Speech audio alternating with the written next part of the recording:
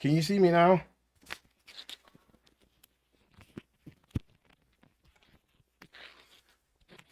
Oh my gosh. I do not believe I just did this.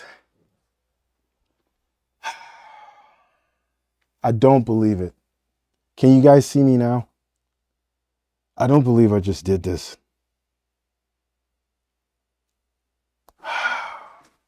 I do not believe I just did this. I don't believe I just did this. I don't believe it. I don't believe I just did this.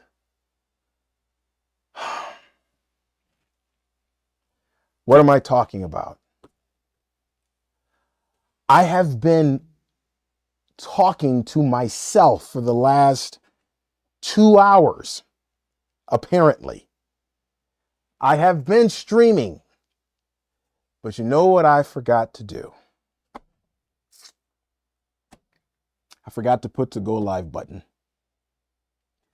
I just don't believe this. I don't believe this. I do not believe this. I don't believe that I just did this. I have been talking to myself, literally. I've been seeing the chat. I've literally been talking to myself for the last 2 hours.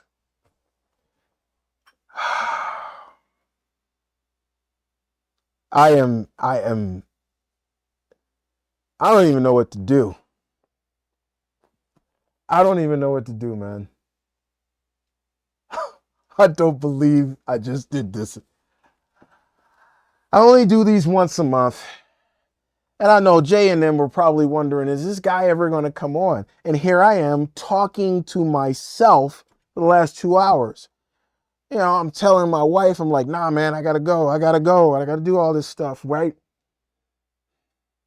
I've literally been talking to myself for the last 2 hours. You guys missed. Oh my gosh. I do not believe this. I sincerely don't believe I just did that. And it just, oh my gosh. Oh, man. Now, what I'm wondering is that it's been streaming, so I'm wondering if it recorded all of that stuff. But I feel so bad because you guys have been sitting here. Oh my gosh! It probably didn't. I feel like there's a part of me that think that it's hilarious, and then there's a part of me that's just thinking like, you got to be kidding me. Because how I have my setup is that there's a computer on my desk here, and there is a computer over on the other side. The computer on my desk is what I have my streaming software in. I do not have YouTube pulled up because you would need to pull up YouTube in a different tab and do it. And I probably need to do that because I normally go to my other computer to make sure everything, because it's just easier to do things over there. So I usually go to my other computer, make sure everything is set up, upload all of the, the thumbnail and all the rest of that. But there's a little button at the top that says you have to go live. And every time that I do this, if I guess this is my lesson. The lesson has been learned. Oh my gosh, I don't believe for the last 2 hours that I have been doing this. Unbelievable. And I'm not sure if it recorded. So what to do? You know what I'm going to do? I'm going to do it all over again. This is going to be a whole lot quicker than what it was before. I'm going, let me keep it real with you. Because like I said, I know some people do these live streams for like hours upon hours upon hours, and I'm not one of them. This is supposed to be a showcase for my boys over at Yellow Hand. And I'm going to finish this in the way that it was supposed to be finished for them. So right now, we're going to, and just as a backup, I'm going to record it live to my thing here. So I'm going to do this in the order that I just got done doing it. You guys missed the unboxings and everything. Ah, man. Ah.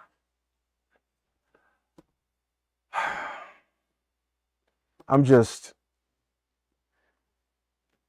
Okay. Anyway, let's go through this once again, because I've just gone through this, so it's not like I don't know what the games are. What the... Oh, my goodness, man. Ah. Oh, man. All right. All right. Let's get down to brass tacks. Let's go through it. So this is a Yellow Hand showcase that we're going through right now. And this time I have everything with me on the side. Because like I said, the last 2 hours, I've been talking to myself.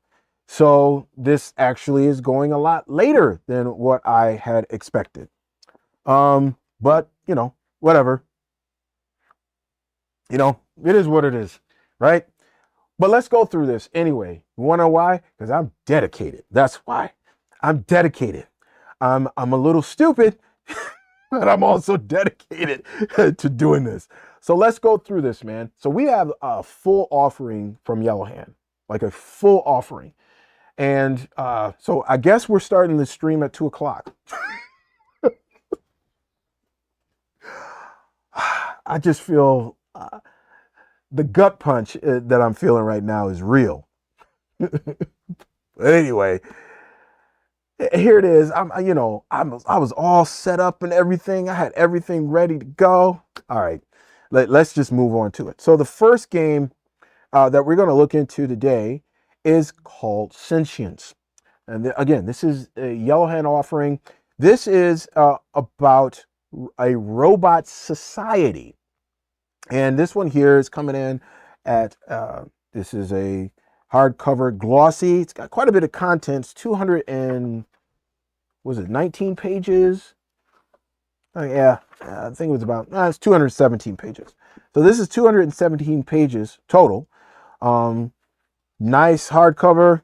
And the one thing that I was talking about is we need this in my local store. Like, I don't have this in my local store, and there's 2 local stores here where I live, and with one of them, one of the guys, the owner of the store, I'm really, really in good graces with him because we just known each other for like 20 years or so, and to the point to where I can go over there, I can sign out a game that I don't have here. Now, it's very rare that I don't have a game that they have over there. Very rare. As a matter of fact, I'm the one that's always suggesting games to them. Like Vassin and I think Numenera. Numenera was one of them too. What was another one that I suggested that they get? I forgot. There was another one over there, but so I suggest Apocalypse from Two Little Mice and all the rest of that. So. Or that's Atron Games. Sorry, that's Atron. But so when I see things and Yellow Hand is putting it down, okay? Yellow Hand is putting it down. You understand? They need to be in my local shops. So just letting you know right now, these games are games I'm going to be like, y'all need to get up on this. I don't know how I don't know what the logistics of getting the game shops is probably pretty heavy. But I will go ahead and I will let the local game shops know that y'all are good enough. Y'all need to be on the shelves, at least a copy of each game or something like that. All right, so let's get down to brass tacks and get back on this, right? So this one here is, check it now. This is about robots that it's gained sentience, and one of the things that's happened is that the robots can't make other robots that are sentient. And this is a society, but it's kind of like a robot sci-fi society because it has, like, you know, planets you can go to and create and all the rest of this stuff. We'll see this in a second. Let me move my head here so you guys can see this. So you've got over here, here's the core premise. So let's take a look at the core premise. I'll put my head back up for that one. Actually, let me go ahead and I'm going to do this, and I'm going to do this and this. Where's it at? Is this it? Okay, let's do this. Whoops, that's not right. All right, hold up a second. My glasses.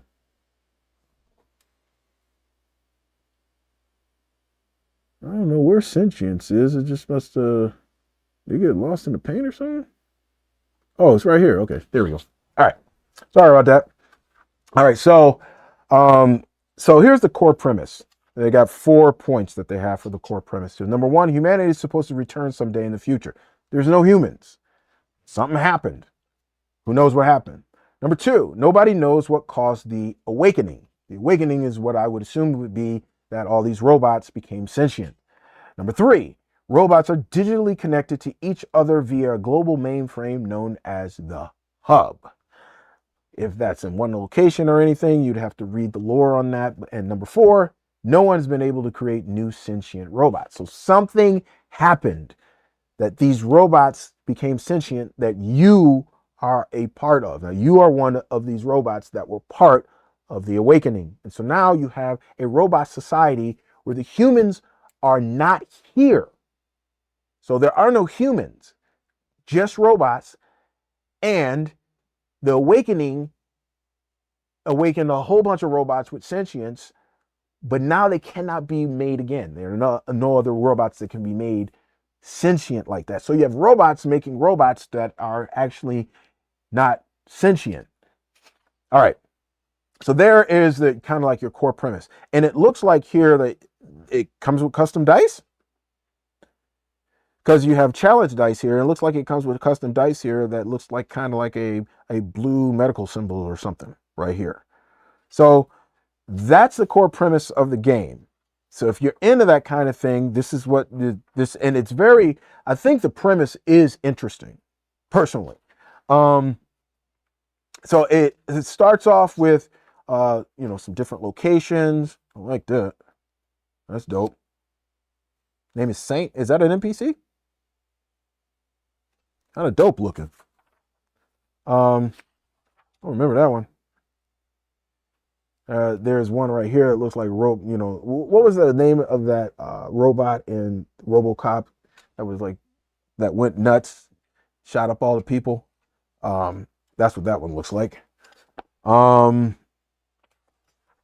Let me see here. Got a police robot down here.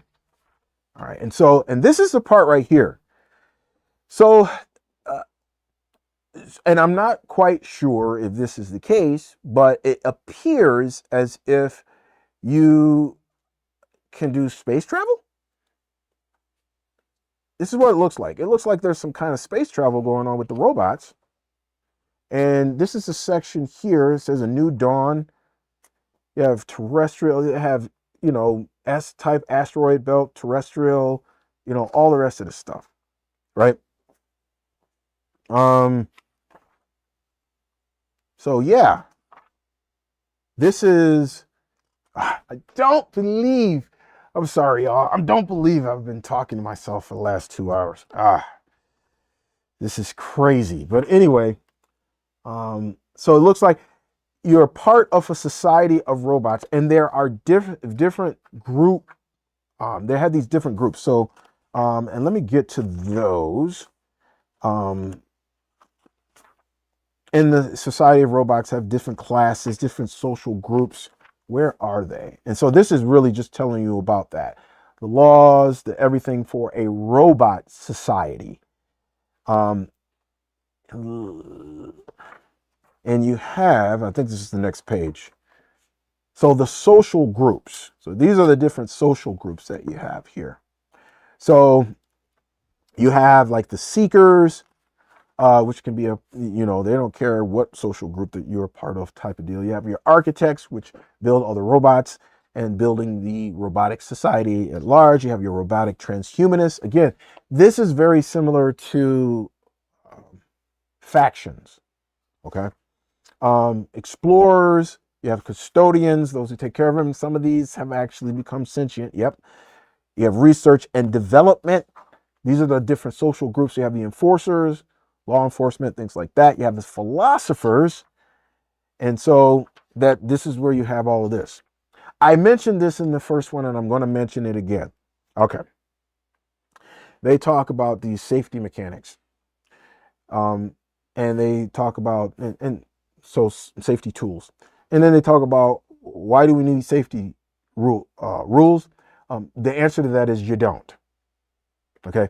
I am patently against this. Okay. Patently. I've made 2 videos on it. Those of you who have seen those videos, you know, what you need to be is an adult, is what you need to be. And I am not doing that crazy stuff that you have to do with safety tools, and that's never happening. There's some people who now have included that in their games. Okay, this is something that we never included in our games.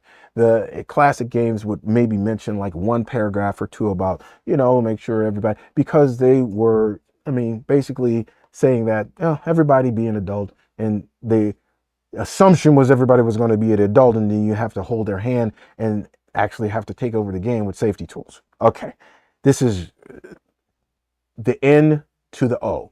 That would be the only thumbs down for Sentience that I see. They even include that.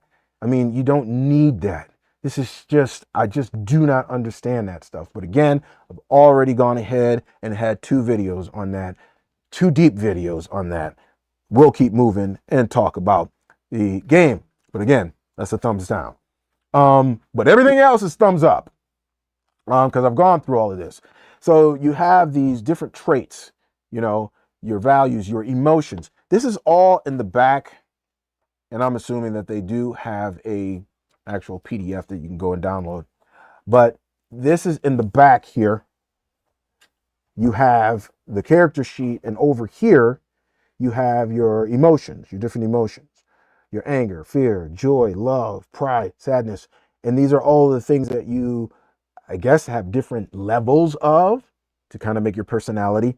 And then over here, you have what your protocols are: analyzing, communicating, moving, observing, operating, surviving. So those are, and these are different circles. And I guess you kind of like fill in the circles according to how much you have of each. So again, I would say that probably go to their website and see if they've got a PDF or something like that. I'm assuming, like I said, that they do. But they have that for each character. And we get into character creation here a little bit too far in the book. And you have right here, let's see. Okay, so you have right here your role. And this is where you have your different, the role is kind of like your archetype or whatever.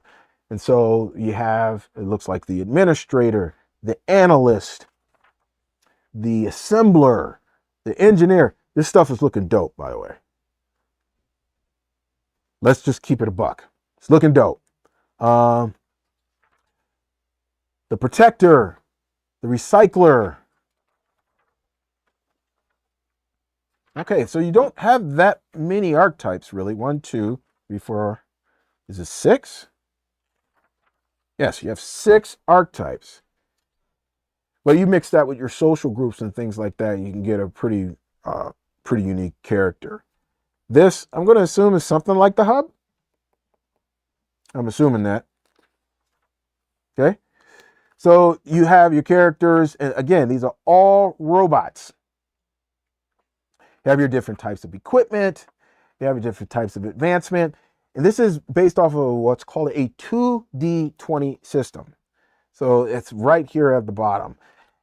It's not a purely 2D20 system because you use some D6s in there as well. I don't think anyone is, but the core system actually uses 1 and 2 D20s. And you have chases and pursuits, and that's one of the things with Yellow Hand that I'm finding more of, is that the chases and pursuits are in a lot of their games, and I really do like that it is. I like you know, like foot chases and car chases and things like that. That's just a different element that you can actually add to the setting and see how that plays out in the story that's developing. It's, you know, because you always have that kind of stuff in, like, you know, movies and stuff like that, you know, car chases and foot chases and things like that, especially foot chases. Foot chases could be really, instead of having a combat, how about a foot chase? That can go on just as long as a combat if you know, if you let it. So these are these different mechanics that they actually have in more than one of their games. So actually in the first part of this, and I'm pretty sure that it recorded all of this. So it'll basically be me doing this twice on the actual live version of this.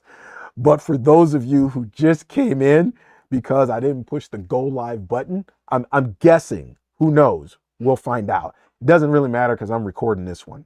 But anyway, then you have actions and conflicts here, which is more in your combat section. Here again, you have your kind of emotion radius matrix kind of thing here. That I think is very interesting. Haven't looked into it much, but I probably have to go ahead and do such. Okay, you have creating your NPCs, so it has a system here for creating your NPCs, and this is one of their meatier games in terms of the content. This is one of their meatier games. You have so this is the creating your NPCs section.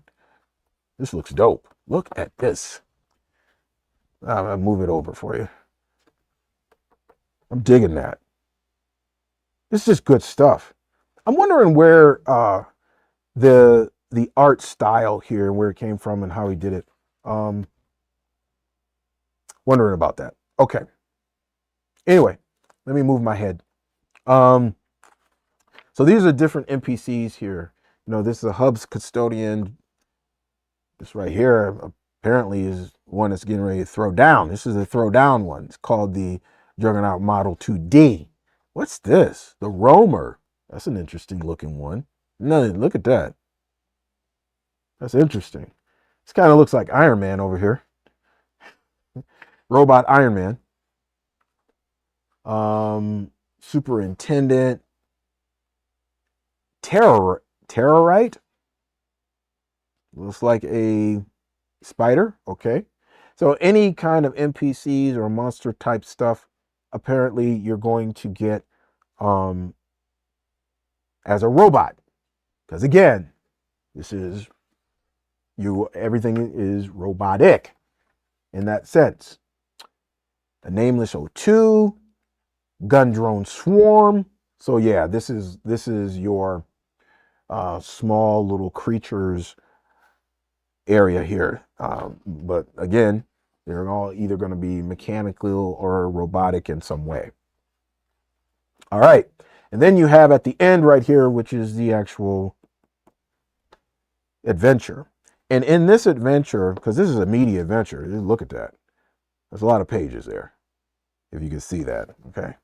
Kind of went blurry on you. But this one here, it has within it, it kind of has within it the adventure itself, but also giving you tips on how to kind of do your own adventures and things like that. So I kind of dig that. So it helps you along if you're not familiar with tabletop RPGs or anything like that. So this is the first one, y'all, that we've got on the block. It is Sentience from Yellow Hand. And I wanted to start off with that one just simply because that's where we are we not? We're there right now. This is the age of AI. It started a couple years ago. Not really, though.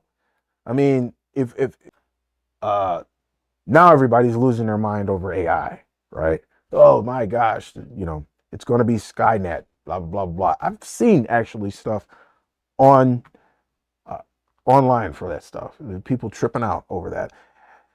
This is reminding me of something called, I don't know, COVID. I'm just saying, Yeah, people, the sky is falling. It's a, you know, a faux pandemic that we just went through for really no apparent reason. But I'll keep that. I'm not saying that COVID wasn't a thing. I'm saying COVID wasn't as big of a thing as they made it. Um, so yeah, so you've got Sentience over there, and from what I understand, there's a whole adventure book out for that too. So there you go. So we've got another one. What was the other one? So this one here, this next one, like I said, I'm doing this in the order that I'm doing this in the order that I did them on my first stream, but I'm going a lot quicker. When I first did the unboxing for Sentience, and I had two other ones, and it was just a kind of like a quick run through overview type of thing. And I'm kind of doing the same thing here, especially now because of what just happened on the first stream. So you'll probably get to see the replay of this because I'll probably go ahead and I'll download that.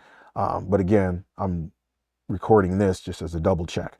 But Once Upon is the game that everyone, more people in the comments were very interested in of the three games that were in the box. And so after I took a look at this on the first stream, I was like, and this right here, we're going to take a look at in a second. This is a supplement to this. But when we look at this, I was impressed. Now, this one, again, you got your hardcover, glossy. It's like 170 something pages, something like that. Let's get to this. Nope, not even close. It's 134 pages. Like I said, Sentience is one of their meatier offerings in terms of content inside of the game. But this one here is fairy tales and more probably leaning on the Brothers Grimm side of things. But they have some of the lighter stuff also. So let me move my head again. And what I really like about this is the art. Because Yellow Hand, whoever's putting this down, and mostly I think it's Jay that's doing this, really getting a feel for the genre and the mood of the genre and having art that that complements that. They're doing a really good job on that. And this was one of the things I was very impressed of with Once Upon. Once Upon reminds me a lot of Vaesen in terms of mood and genre and everything. It's a little bit different in terms of genre. It's different. But this is more fairy tale-ish type stuff. Though there are some things that you would consider fairy tale-ish in Vaesen, it's not based off of fairy tales as much as it is based off a folklore. Some fairy tales are based off of folklore, so there you have that kind of crossover. But the main place in Once Upon is Imaginara, right? I like that. And this is the map of Imaginara. It has a whole lot of different sections, and we'll go through a couple of them here. But all these different realms. So you have Avalon, the Avalon that you are thinking of. You do have that Avalon. It is that Avalon. You have King Arthur. You have the Round Table, you know, the Knights of the Round Table. You have Morgana Le Fay, all the rest of those, okay. You have the Baronies. You have that section. You have Botanicare, which is mostly, as you can see here, you have these tree ant-like creatures. Brimbog, they have one with the, oh, here it is. So I was trying to pronounce this the first time, and I was like, what? What is this? So let me do the overlay on this one too. Where are we at here? Is it this one? No, we're getting ready to do that one in a second. Is it this one? Is this one here? Okay. This is Brobdingnag. I can't say it right. I don't know how to say this. Look at this. Brobdingnag. Man, that is weird. I'm probably not saying that right at all. But anyway, you have that. You have Facet. You have Funguzia. I think that is very cute. It's the land of mushrooms. Miu, which I guess is supposed to be meow. It's the cat land, right? But hey, gotta come with Mongrelia, I should say, because this is the dog place. You know, I dig this. I'm a dog man, obviously. You have Neverland, so Peter's in here probably someplace, right? Captain Hook, yeah, Tinkerbell, all the rest of that. There you go. Land of Oz. So all the areas, all the fairy tale areas that you know of, they are here. Phantasmagoria. That's a weird place. Symphonica. Okay, where instruments are alive and things like that. You know, I'm looking through this again, really smiling, because I think I really want to go and look at this after I get done with this live stream. If I ever get done with this live stream, when I'm actually doing this. Part of Gulliver's Travel. Yeah, I know it was part of. I can't say it. My tongue twister type of deal, right? For me, at least. You've got Tumblewood here. You have Wonderland. Go figure, right? And that's it. Those that makes up all of Imaginaria. But one of the cool things that I saw, I don't know if it was after or before, I think it was before, was you can create your own area of Imaginaria right here. So in the very beginning here, I've gotten all fuzzy on you, didn't I? Okay. I have to switch it up when he does that, my overhead camera here. Okay, but if we go back here, you have an area 1.3 in the very beginning. So even though it has all those different areas of Imaginaria, it's Imaginaria. So a new area pops up, which could be whatever area that you design. So you designing regions, and you can design your notable characters and all the rest of that. So they have it's just one page right here. But yeah, it's pretty dope that they even have that in there for you to design your own. Okay, let's skip ahead here. And these are character roles. So you have your different character types, and there's 4 here: dynamic, static, round, and flat. I'm not sure what those are, but you'll have to get the game in order to do that. But I assume it has something to do with a kind of the animation type. Like a flat character would be a straight 2D character that's flat, you know. A round character might be 3D. A static character might be a character that, you know, never moves from wherever it's at. I mean, I'm just going off the top of the dome. I don't know. So we'd have to go through that. Archetypes. This is where you get into your different types of characters. So you have your cursed, your destined, your displaced, your enchanted. This is what I really, really dig about this game. I'm not going to be honest. I haven't even gone through it, but just the names of it, and I just really dig this. Anyway, the exiled, the hunted, the redeemed. So you have 7 different archetypes. This is, and it probably is because I have a soft, Vassin is one of my favorite games. So it's probably because that's probably why I'm more drawn towards something like this. And again, when I did the unboxing, this was the, people said that out of the 3 that were unboxed, and Sentience was a part of that, Once Upon was the one that they were looking at that interested them the most. Then you have your competencies here, kind of like your proficiencies.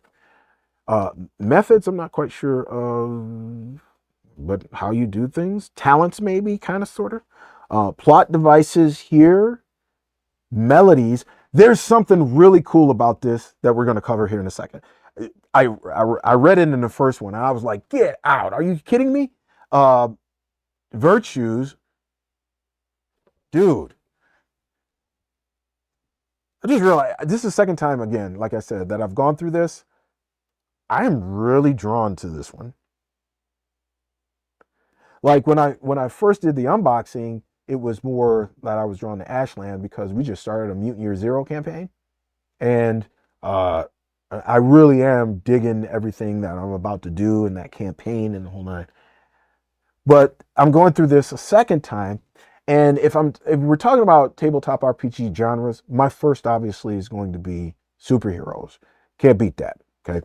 Um, Says we try and put a lot of fun details to draw you or your players into the world, regardless of the game. It's good. It's making you smile. Yeah, this one here, I, I do not know.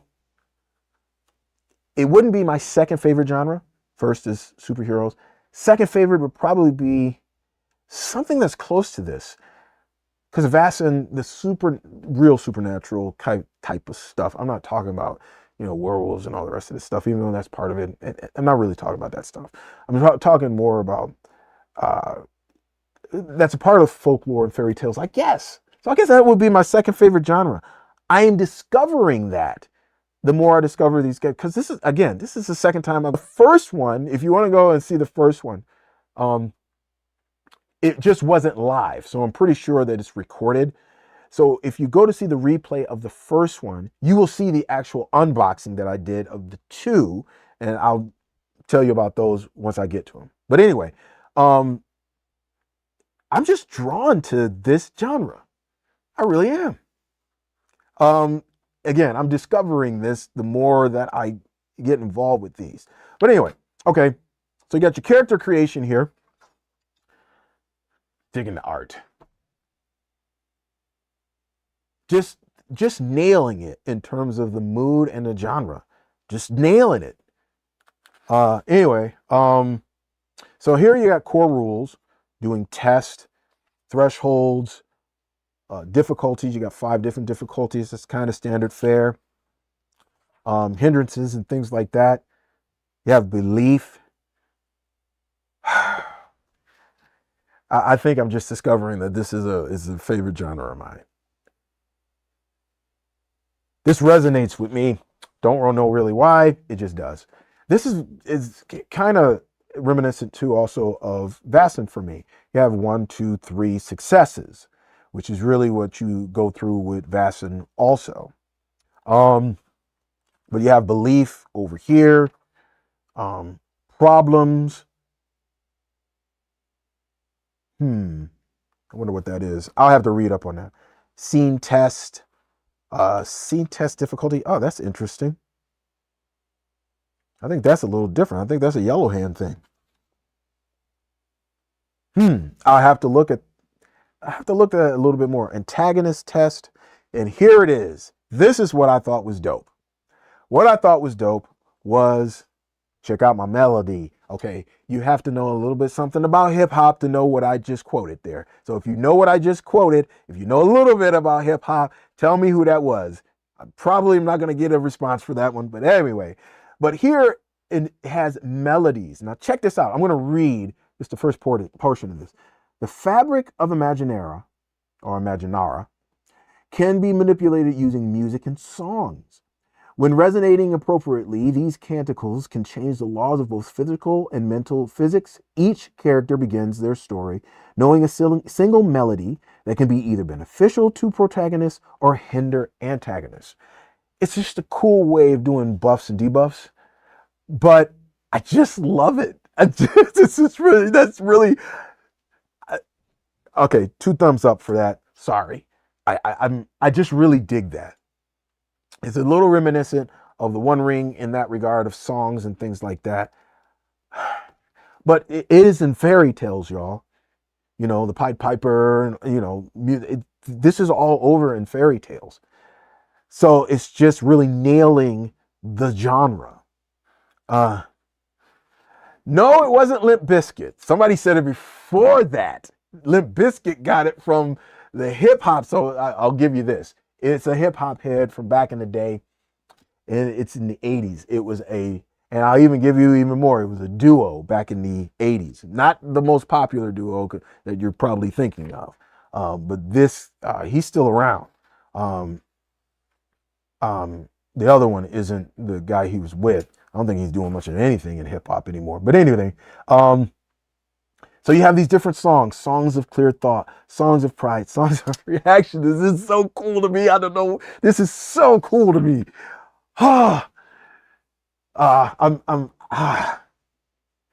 And you want to know something? Here's something that is cool. Fairy tales, if you're going to start somebody off in a tabletop RPG, right? First, what I would do is find out what their favorite genre is. But if they don't have a favorite genre and they don't know, I think fairy tales is a great place to start. Why? Because everybody knows something about some fairy tales. Everybody knows something. And so it will put them in a place of familiarity. Somebody got it. Yeah, but Rakim was by far the better part of that duo. Bingo! Oh, there we go. Eric B. and Rakim. Check out my melody. That was way back, y'all. Late 80s. Way back. But yes, check out my melody from Eric B. and Rakim. Rakim's still around. Eric B. is, speaking of which, he really thought he was something. If you go back and like in hip hop history, like Eric B thought he was like the best DJ and whatever. And I was like, what are you talking about? I went to see Houdini and I forgot the cat who was their DJ, but he killed Eric. Like, what are you talking about? What? Get out of here. Cause who was in that? It was LL Cool J. It was LL Cool J actually opened up. And then it was Houdini, and then it was the duo, of all time, Run DMC. So the chops that DJ had, I don't know why Eric B thought he was all that, because he wasn't. He was good, but he just wasn't. Okay, let's get back to the game. So you have the storyteller. So the storyteller obviously is their version of the GM. Right? And you have, different types of play styles and, again, we get into this providing a space for all players. That stuff, kill that noise. Man, just people be adults and stop actually telling people how to do that stuff and like acting like they're not adults. They can figure that out on their own. They really can. We've been doing this stuff for 50 years. I don't know why people thought all of a sudden, all that is to me is virtue signaling. It bothers the mess out of me. But anyway, let's keep going. I know some people put it in there because that's kind of like the standard fare because it's been taken over by a whole bunch of folks. But all you need to do is just be an adult. You don't need all that stuff. I've done 2 videos on this and the reasons why I think that it hinders and does not help the tabletop RPG space. But I'm just going to continue with this. So it gives you an idea, rising action, climax, how as a GM, how to gauge pacing and things like that.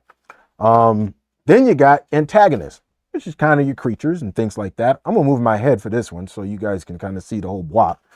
So you have different archetypes of characters. Check this out. So the archetypes for the antagonists are things like anti-villain, authority figure, beast, bully, corrupted, criminal, equal, machine, mastermind. Kind of cool. Kind of like the names of them. You have antagonist tiers. You know what? I didn't go through this part in the first part of the video. And creating antagonist over here. Nice. And then this is the appendix of the actual antagonists themselves. So you have pouncing lion. These are the actual antagonists here. Blarney, Silverhand, the leprechaun, evil, by the way. Angry, the 8th dwarf, the wicked willow, Lord Hopscotch, the dread serpent, Midnight, the cursed schemer, Beatrix, the grizzled witch. Wow, they have a lot here. They do have a lot. Wow, it just keeps going. And you know what's weird? What's weird is that this has less. It seems like it has, hmm, like I said, it's only like 100 and something pages, 133 pages or something like that. But it seems like it has more. I don't know why. It just has enough. It has enough for you to really get your party started in doing a once upon fairy tale type campaign. And then you have your adventurers back here. I don't know. It says adventurers, so that's plural. I'm guessing there's more than one back here. They're probably pretty short. Yep, they're pretty short. You have story seeds and probably how to create your own. You have a lot of tables back here. One of the things too is, I don't know if you guys have this or not, but if you guys put together a PDF of like 3 or 4 of the tables and things that you have for the games, so that GMs like myself and those who would be interested in something like this, I don't know if you already have this, maybe you already have this. So those of us, I have an agnostic GM screen, and that would just be a dream for me to just go off, print them off, put them in there and go on about our business and have all that stuff just ready to go. So just something to consider if you haven't done it already. I don't think you really need to do much of anything because you've already done the hard work up front. But yep, this is it, y'all. Once Upon. And that's not only it, you have the supplement of the North Pole. So this is a cute supplement during the holiday season, or, you know, maybe just the whole campaign is about this. Who knows? This right here is the North Pole. And you have all of the, you have Elf Village, all the things that you would expect in a kind of fairy tale mythic land of the North Pole. Post office, gingerbread village, the Howling Peaks, Yetis, all of this stuff. The ice flats, Norwell Bay, North Pole train station. Hey, you guys, have you seen, what was the name of that one? They just came out with one. It had The Rock and who else did it have in there? It was a holiday. What was the name of it? I forgot what the name of the show was. Okay, we do have GM Scream inserts for all our games in PDF format as well as printed. Okay, there you go. See? They're putting it down. They already have, they're way ahead. I ain't telling them nothing new. They've been in this for a minute. They know what's up. I forgot what that movie is called though. It wasn't a bad holiday movie. A couple years ago, like I said, it had The Rock. It had the guy that played Spider-Man in it. Red One, yeah, Red One. That was the name of it. So, you know, if you want to run a Red One campaign, you probably got quite a few of those characters in here, in the movie as well, and you can do your own. You know what I'm saying? So you got your antagonist, a gift gremlin, humbug, bah humbug, okay. And I am not even going to try to say that name. So let's not do it. Yikes. Do you have, what's his name? He was Santa Claus's brother in Red One. Forgot what the name of him is. I'm looking for him right now. And it's somebody that I actually know. That's, you know, you're supposed to know. Shoot. Gryla. Oh my gosh, the names here. And it's because Krampus. Yeah, it was Krampus. Yeah, it was Krampus. Well, you could tell this is Norway stuff. Good grief, look at these names. Oh gosh. Yeah. And then you have stories. Gosh, I just love. Look at this right here. Look at this. This is the kind of stuff I'm talking about. The power of stories. And I'll just go back here because it was Krampus. Before we go back there. I don't know why it keeps glitching like that. So just kind of bear with me through that. But here's Krampus. That's Krampus right there.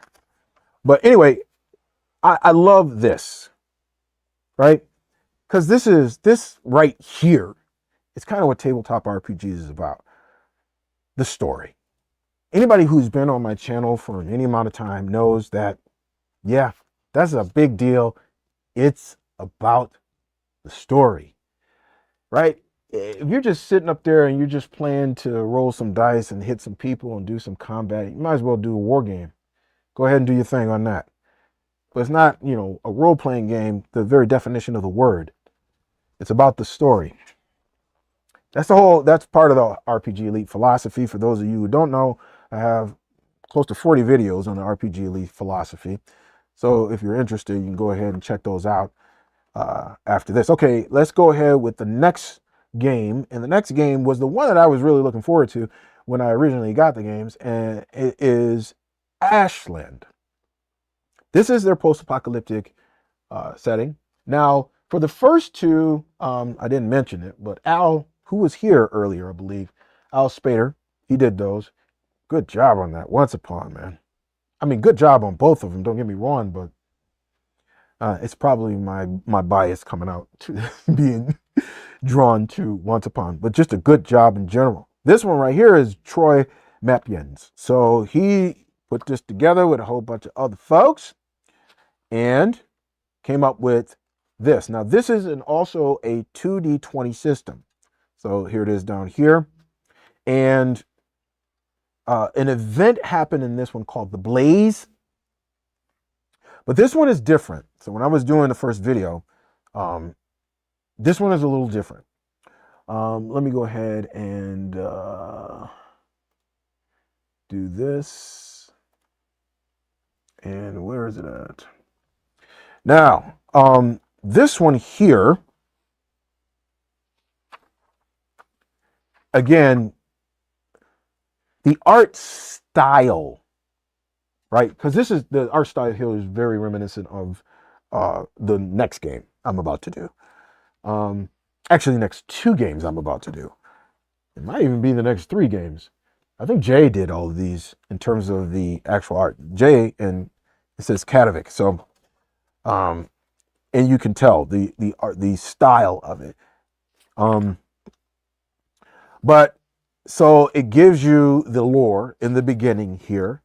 But here's something that I thought was rather interesting. And this one here, you have actual enclaves and places that are still around. Now, normally, in your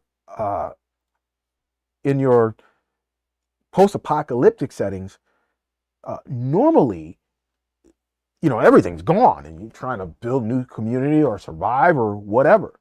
With this one, they actually have different locations. Now, Mutant Year Zero kind of has that, but it's not quite the same as this. Because I was just looking it over. And this is a worldwide thing, which is another thing. Because normally you're just in like one area in either Gamma World or the world is not a part of it. But with Ashland, they actually did something that was part of the whole world. There's one part even over here called Atlantia over here, and I'm gonna say it's off the coast of like Italy, over maybe near the Mediterranean, but it looks like it might be underwater, possibly, right? So these are areas that actually still exist, and this is throughout the world. Now, I find that very interesting, because normally, like I said, I mean, everything's gone. You're just trying to survive. So that's pretty cool. It takes you through a timeline and things that happen. And then it's how to play. So talk about the game master, the 2D20 system, which is you need 2D20 mostly, and maybe some D6. And that's it. That's what the system is based on. You have your skill test, your challenges. I do like my post-apocalyptic will probably be my third in terms of, well, I don't know. Now I'm really thinking about things, you know, because your taste, it's not that my tastes have changed. It's just like as I got into doing tabletop RPGs and doing the channel and all the rest of this stuff, seeing more and more of this, you go, well, maybe I am more inclined in this direction for this or whatever. I pretty much nail it on the most part. I do like my post-apocalyptic settings and things like that. Um, things like Jericho. Um, I didn't really watch Jeremiah. Um, Jericho I watched. Revolution I watched. Um, More than a couple of them I watched. Um, didn't watch Walking Dead. The whole zombie thing is just like, it is so played out. Zombie and vampires and all the rest of that stuff. I just never really got into them ever in my life. So uh, that's just the thing there. Okay. Um, but I like the art. I like you see whoever doing the design on the games is doing a really good job capturing the mood of the genre with the game, uh, just with the game design. That stuff, it is stuff, little details like that that matter. You don't think all that stuff matters. You know, you might not be looking out. It does. It actually, even as you are just reading a tabletop RPG book, it draws you into the genre. It really does. This stuff may be subtle, but it matters. I don't think people understand how much it matters. It's not more about glitz and glam. This one right here is not hardcover. It's total paperback, but it's glossy on the outside, but the inside is, and it's meaty. This is one of their meatier games in terms of content. It's 200 and something pages, 210 or 11 pages or something like that. So that's one of the meatier games. Not a big tome, but it's a lot of content. It's plenty of content. And it just has a look and feel to it that draws you into the genre. That's the point. That is the entire point when you are, trying to make a tabletop RPG and trying to make it not only look dope aesthetically, but actually capture the premise of your particular tabletop RPG world that you're trying to draw other people into. Doing a good job there, by the way. So you got your 6 difficulties here. Standard fare, fortune and hazard. Fortune. Okay. I guess that's finding stuff. All right. You have your attributes. So your attributes there's 5. No, there's 6. Your agility, your brawn, your coordination, insight, reason, and will. Then you have your skills over here. This is starting to be reminiscent of. I'm starting to get reminiscent of what you call Mutant Year Zero. I'm just saying. So you have over here moving, fighting, thinking, observing, operating, enduring, surviving, communicating. It is getting there. So, okay, let me guess. Correct me if I'm wrong in the comments. So a 2D20 system has 1 for your attribute and 1 for your skill. If you don't have a skill, then it's just for your attribute and you roll 1 die.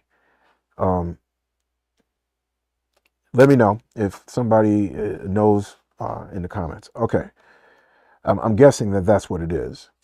Because that's very reminiscent of, Mutant Year Zero and the Year Zero engine, except it's 6-sided dice. It's a pool of 6-sided dice. But I'm pretty confident in saying that that's what the 2D20 system is. Then you have talents. Okay, and then you go into your origin. So your character creation here, chapter 4. So you got origin. You got, is this the archetypes? No, this is origins. Okay, so you have the Ashen, the Metropolians, the Ocean. This is dope. Okay. Now I'm getting it. So different people survived in different ways in different societies around the world is what I'm guessing here. Okay. So you have 3 different origin types. the Ashen, the Metropolians, and the Oneatians, or Neakins? No, Oceanicans. No, no, yeah, that's right, Oceanicans. Okay. And then you have your archetypes, like the Marshal, and the Technomancer, Technologist, and the Assessor, and the Outlaw, and the Searcher. And these guys, the Searchers, have like ESP type powers. So do the Kineticists, they're like telekineticists, and the Ashlander, and the Mercenary. So those are the different archetypes, and then you have your life path. It's getting kind of similar to the next game, again, that I'm getting ready to do here. Then you go, now their combat is the same as well. Let me go to the combat. I want to say the combat is the same. Kind of the same. So you have stress and wounds, and do they have, maybe not. Maybe it's not the same. Okay. Okay, it doesn't look like it. So it's not quite the same here. Okay, not a biggie. So they tell you tasks, running battles, and all the rest of this, which seems a little bit involved. You have your tools and equipment. That's a crazy looking good art. That's some good art right there. Just fits the genre, is all I'm saying. Equipment, armor, so this is gear. Vehicles. Now, I wonder if they doing a chase mechanic in here, because that would be cool. They don't really have a chase mechanic for this one. Not that I can see. All right. Then you have your adversaries and NPCs here at the end. And I think there is an adventure. They do game mastering there, running scenes, but there is an adventure at the very end here, or scenarios or something like that. Or not.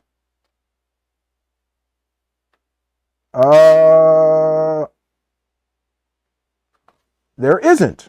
Okay, so this one does not have a scenario, but it does have a long playthrough. I always like those. I don't know about you, but I always like long playthroughs for different games and everything. So you can kind of get, well, it's not really long, actually. It's kind of short. Or isn't it? Wait a minute. Is this actually an adventure here? Maybe I got that wrong. This is an adventure. My bad. So what do you, it said playthrough. I'm thinking that you have a, but it's not quite what I thought it was. Okay, so this is actually an adventure here at the end that you can run through. Good enough. This also, I'm pretty sure, has a starter set. I think I saw that right before I came online. This has a starter set. So, so there's more than just this. So if you get into that post-apocalyptic type of vibe, which I do, this is another offering from Yellow Hand that they have. Now, this was the first game that I asked for and received from Yellow Hand. Actually, the first time I received it, it got sent back because the post office was doing some crazy stuff. And so I had said, go ahead, send it back to me. I'll pay for the postage. So I got this sent to me kind of twice. But this one here is the one that I thought would be pretty fun. And as I was looking through it a second time, again, I'm going through this twice.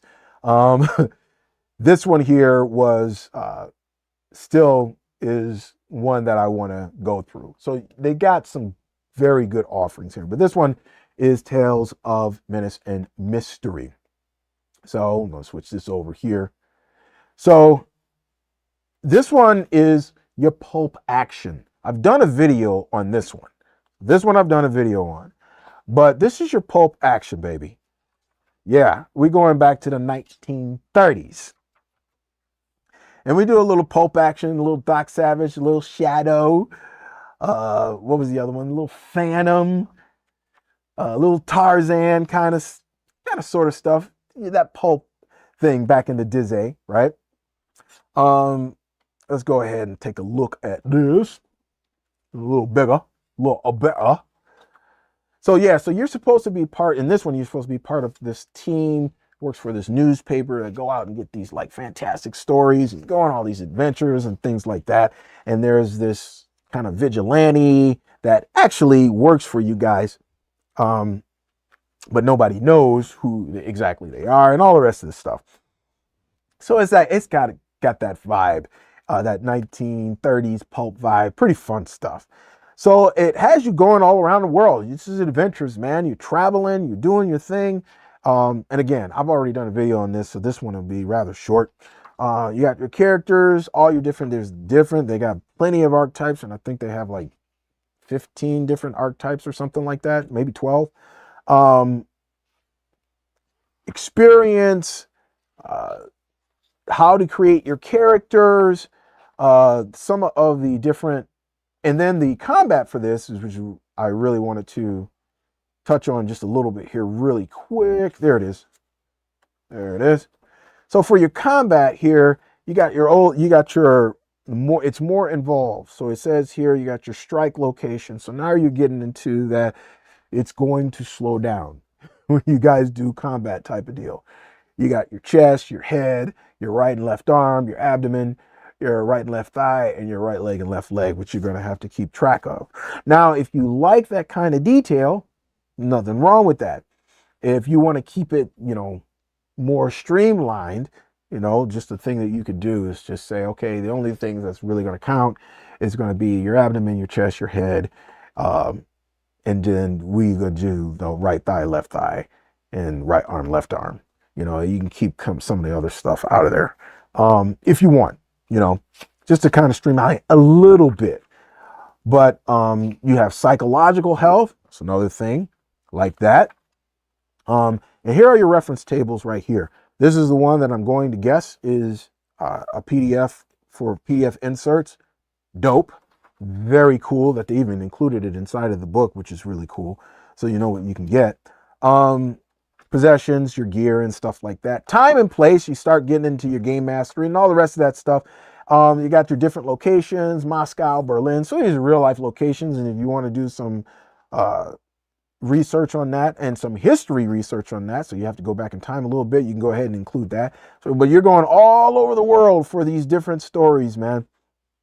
So this is pretty cool. You got your people and characters and organizations, your evil organizations, different NPCs, different types of kind of like giant monsters and everything. You even got right over here, you got aliens, all the rest of that stuff, man. So this is very, very robust and has a cornucopia of all different kinds of elements. But here they get into actually Pulp Fiction, give you a little bit of background on Pulp Fiction. And like I said, some of the standard Pulp Fiction that you would know, Doc Savage, The Shadow, The Rocketeer, Dick Tracy, Green Hornet, The Phantom, Tarzan, Sam Spader, The Avenger, Jungle Jim, Flash Gordon, all these cats. A lot, if you're younger, you probably don't know a whole lot about these. So get hip is all I got to say. And then you have some adventures in here, and you have a couple of them. It's very cool. You have like more than one. So this is cool. I'm still looking forward to actually doing this particular one here. Just really getting into you can go in a couple different directions on this one. And you don't have to get like literal, folks, we're supposed to be in a tabletop RPG. We're going on mental vacations here. Yes, realism, you can have some realism and all the rest of that, but the whole point is like, let's get out of here for a while, for how many hours that you do it, 2, 3, 4, whatever hours. And, because one of the things that I know people talk about when it comes to pulp, running pulp RPGs, is some people who go around the table and they start talking about, you know, well, this is how they were back then, kind of using that as an excuse so they can say like stupid things. They can say ethnic slurs or things or stuff like that. Now, for me, uh, it just depends on what you guys can tolerate at the table. You guys are going to have to discuss that beforehand. Again, this is how we used to do things, right? We used to actually like discuss stuff. Like you just discuss it. We didn't need like tools to, you know, be like, no, I can't handle that. We didn't do that. Okay. We discussed things beforehand. We were adults. And this is how we did things. It says, in fact, all our games come in softcover and hardcover. Oh, okay. Well, then this comes in hardcover as well. I got the softcover version. Doesn't really matter to me.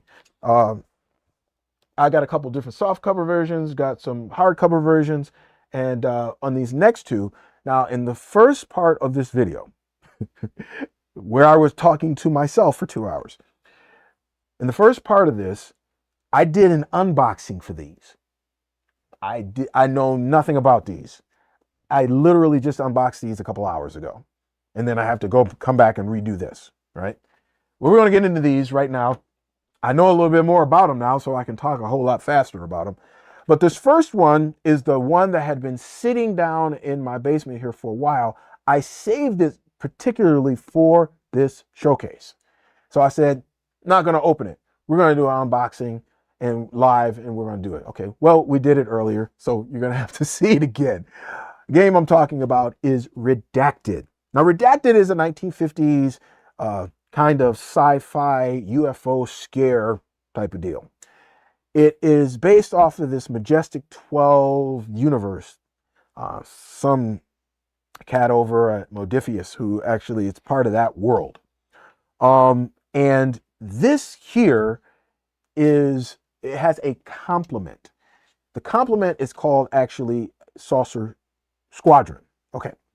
Saucer Squadron is a war game, miniature war game thing that works hand in hand with Redacted. You do not need Saucer Squadron. You can get Saucer Squadron with Redacted. Redacted is the RPG side of that world.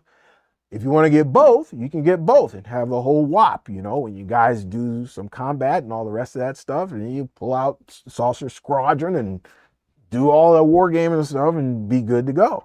If you just want to do the wargaming part, you can do that. If you just want to do the Redacted part, which is the RPG part, you can do that. So this is what we have here because we're a tabletop RPG channel. Come on, son. And he sent me the RPG version of this, which is Redacted. And there was something cool that I saw in the first run through of this. I thought it was really cool. But again, it's giving you the sources of inspiration, the Blob, you know, The Day the Earth Stood Still, War of the Worlds, things like that. The Thing, there's that. Okay. This is where it comes from. And if we move a little further into this, you're going to see something which I thought was a cool touch. So it gives you the timeline here. It goes all the way up to like the late 1950s. And so you could set this and technically you could actually do, you know, a little bit of pulp and then move on into the kind of like UFO scare type stuff. But this was what I thought was a cool touch, that they actually have stuff in parts of this that was redacted. So I thought that was rather cool. That's pretty cool. We're looking at a lot of this sites, UFO stuff and whatever. Now, and another thing that I mentioned in the first one, like you can do an early mode X-Files, like when they first started type of stuff, right? But instead of it being like the FBI, it could be like another organization or something else that's, you know, investigating these things. And you can, you know, Redacted would be a great, because it has the time period down pat and all the rest of that. So this is what Redacted is. This is a shorter one, and this one, the one that I have, is a hardcover. This one is 100. Hold on a second. Well, it's a lot longer than what they actually put in there, but it looks like more like 115 pages here. Again, doing a great job of what this all looks like, in the genre, and just again, just really nailing the genre, nailing the design. Who's doing the design? Let me go back. Okay, this is Jay again doing the art, but who's doing the design? So is Jay and Al, and Michael. It's pretty much all the same people, creating some, their own games and what they wanted. Doing a really good job. Doing a really good job, y'all. Putting out some really nice looking stuff. Look at this. Again, this is reminiscent of, this is looking very similar as far as art style and everything to Tales of Menace and Mystery. But it still fits because, it's back in that time area, 1950s, 1930s, still the same thing. Fits perfect. Look at this. Sorry, I just happened to catch it. It's a reticulin ray gun. Nice. And there's another weird one over here. I like it, man. That's cool. That's cool. Yeah, so this one here is their most recent offer. This one is the one that came out most recently, I'm pretty sure. So again, you can grab this. You can grab this separately. You don't have to do the wargaming thing. Or you can grab it with the wargaming thing, put them all together, and run something crazy for like 6 months or a year or however long you want to do it. Because there's enough content in here to do it at least for about a year or so. So this is good. Again, they're putting it, look at it. They package this stuff. It just looks dope, dude. And so you can tell that this is kind of one of, Yellow Hand is kind of one of those, and I love this. And let me tell you why. I just recently did a video of, you don't need, like you need some of the bigger cats, right? No, you don't. You know what you need to do? Go make your own game. That's what you need to do. Go make your own stuff. But do it right. Slow down. Get it out there. Now, we're in the age of AI, just like I said at the very beginning. There is no reason for people not to come out with high quality stuff. However, it still takes work. I think this is the thing that people just do not understand. It's like they think work and fun are two different things. No, there's work in hobbies. There's really work in tabletop RPGs as far as a hobby. As players, as GMs, there's work. You might think that it's fun. It's still work if you know the definition of what work is. You're expending all this energy to do things. You don't do that when you're really playing video games or watching a television program as far as entertainment goes.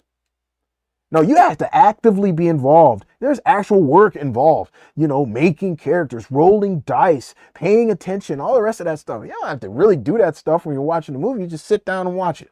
There you go. You might make some commentary while you're watching it, but that's pretty much it. It's no real, actually, doing too much of that will make you stupid, but you don't have to be really involved and engaged in everything like you do with a tabletop RPG. There's work involved here. People don't think right about work. If you're not happy with your job and you're not happy with what you're doing, if you live in the United States, you got options. You really actually do have options.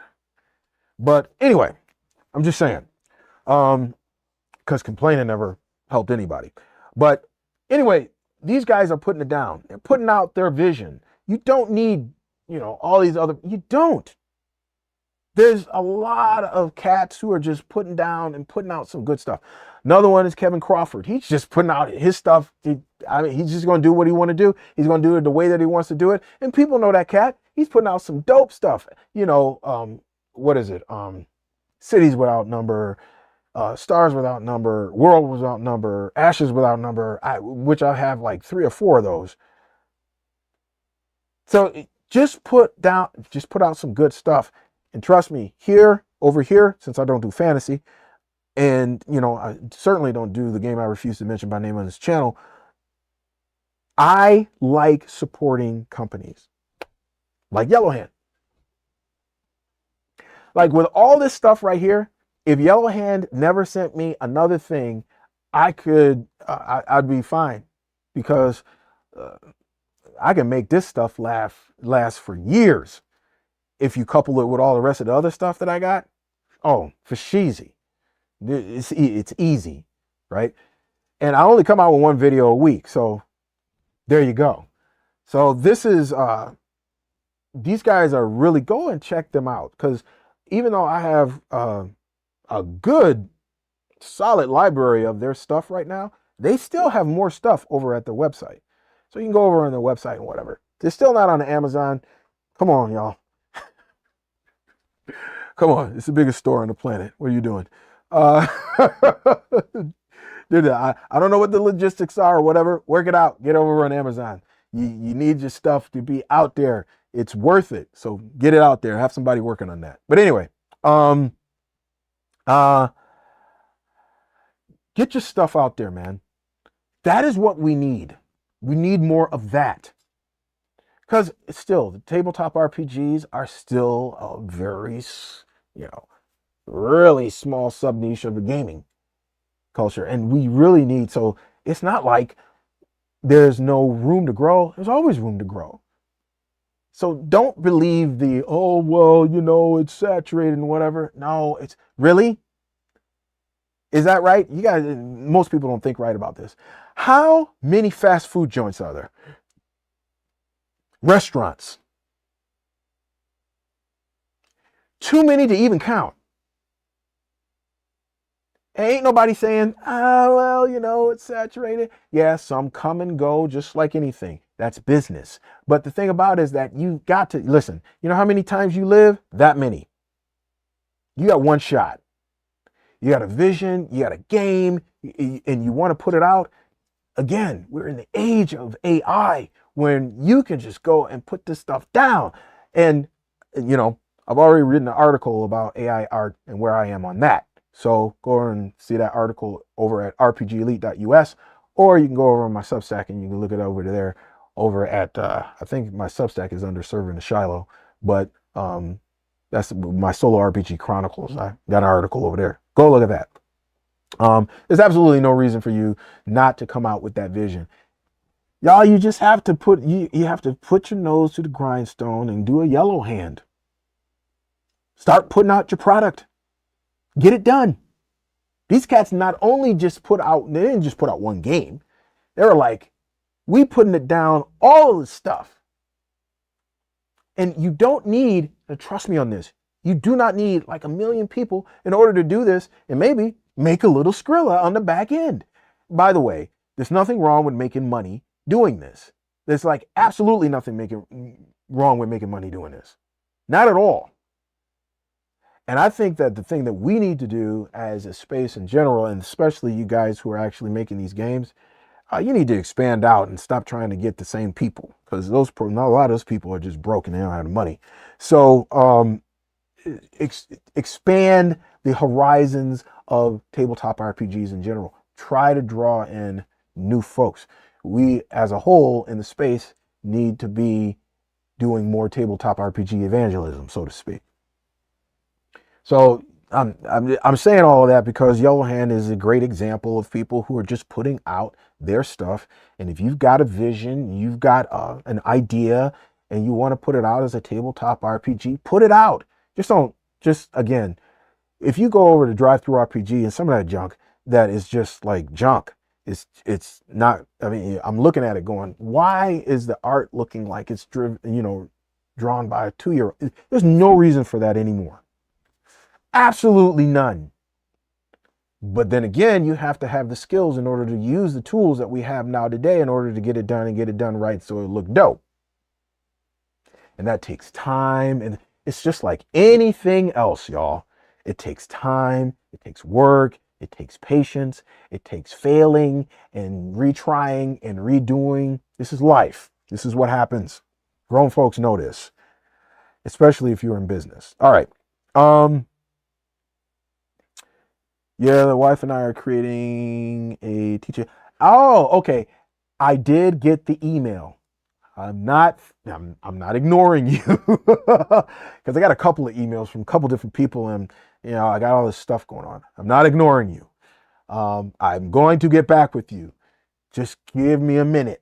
All right. Best place, and listen, the best place to get a hold of me is over on the Element server. We have our own private server, which is a Discord-esque type of server, but it's called Element, and it's truly private. So it's just us over there, right? There's only a handful of us over there, but and when I say a handful, I think we were about 30, 31, 32, something like that. It's like 30 of us. So it's enough. That's the best place because I answer stuff pretty quickly, but there's only one way that you get there. And that is from joining the Leet Squad. If you're not part of the Leet Squad, then you need to join the Leet Squad. You see this down here at the bottom? Okay, down here at the bottom, and it would be over here. That is how you go and join the Leet Squad. Once you join the Leet Squad, you have access to Element because there's only Leet Squad members who can be part of Element. And then you have direct access to me. Like, because I kind of keep Element open, so when somebody says something, then I'm like, okay, well, I it's real time type of deal. And if it's not, it's like a couple of hours. I'll keep that open. So just letting you guys know. But you guys see the next one. I just got this today, and Jay sent me an email. He sent me an email yesterday. He's like, I sent you something, and I didn't know what he was going to send me. He goes, I sent you something. I don't know if it's going to get there today or whatever. And I was like, okay. And so in the first half of this, which will come up because this will be like 4 hours once I get done. In the first half of this, I took a break and I went and got the game that had been sent in here, which was redacted. And I went upstairs to check my, outside I've got a box that I bought that you put our packages in. And I went up there and I asked my wife because she was entertaining earlier. And I said, hey, did anybody come through as far as packages? She goes, no, I didn't see anybody. She goes, oh, but I didn't check the box. I was like, okay. So guess what? I went and checked the box and it was here.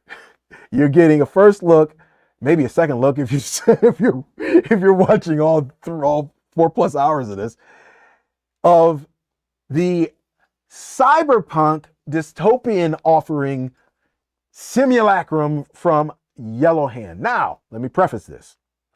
This is not out yet. This is a preview. He sent me this. And yes, I was just looking at this right before I came onto the live stream today. I was like, yeah, it'd be cool if you had that. But over on the website, it said it's still in development. And that is true. It is still right now in development. I just have a copy of the game to show you. And I showed it earlier. I'm going to show you again because they went ham on this one. This is the full Monty. You do better on that art, though. Just saying. You can do better on that. All right. And you can always come out with a better cover. But anyway, the art could be better. And I'm picky like that. That's just me. You don't even have to listen to a word I say. But on the inside, oh, she's pretty.